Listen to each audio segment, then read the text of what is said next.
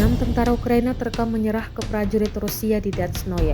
Para tentara tampak digiring oleh pasukan Rusia bersenjata lengkap. Rekamannya diunggah di Telegram pada Rabu 12 Februari 2025. Dalam keterangan unggahan disebutkan, tentara Ukraina memilih menyerah secara massal. 6 tentara Ukraina menyerah kepada prajurit Resimen Senapan Bermotor ke-102 dari Divisi Senapan Bermotor ke-150 dari grup pasukan selatan Rusia. Ada 2 episode dalam video tersebut. Rekamannya pun menuai berbagai komentar dari warganet.